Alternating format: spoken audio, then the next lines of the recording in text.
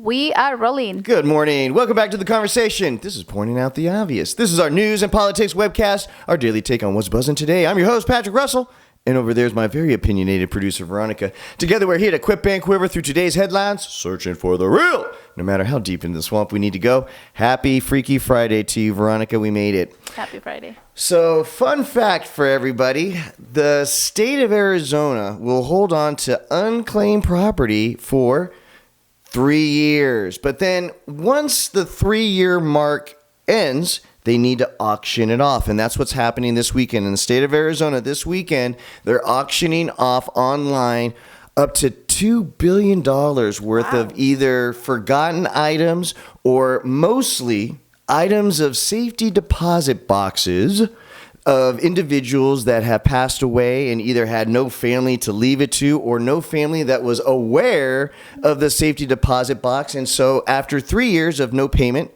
the banks are allowed to turn over the contents to the state. And then the Department of Revenue for Arizona will then, for their part, according to the news story I read, they'll go an additional 3 years of trying to locate either the owner or maybe even some family members of the owners to try to resolve the matter.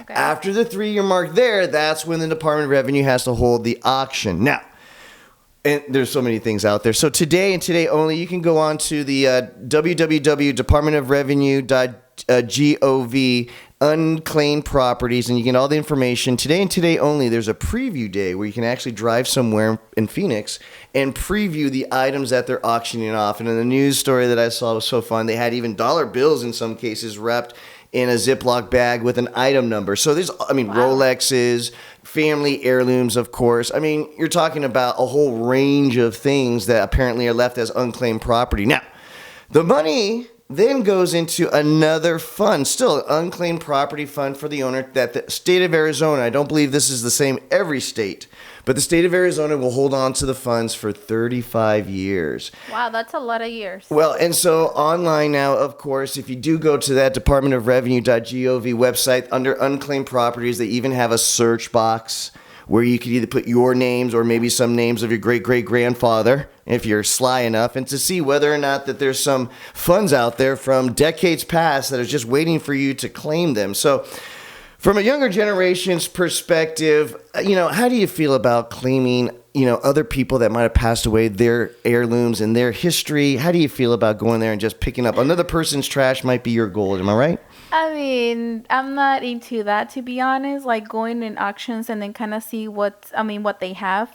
My understanding is that you can find really nice things, like obviously half price, but it's not me, not really. I don't like using or buying used things. I think we need to dive into this a little bit further, because if they are holding on to approximately $2 billion worth of forgotten stuff, there's got to be some really nice things there. I'm going to have to go online and see if maybe I have my great-great-grandfather, forgot to let us know about like the 2 million property that he had or whatever that was. That's what I'm thinking myself, so, guys. Definitely. Well, California. A little online digging, a little snooping, sleuthing, maybe might actually, turn into a serendipity moment of becoming, the bearer of some good news with some good money waiting for you to be found. Yeah, California has the same system. I remember a couple of years ago, maybe 5 to 7 years ago, my dad had actually a check for about $1,000 that we didn't know, and we got a postcard stating, "Hey, you have an unclaimed property."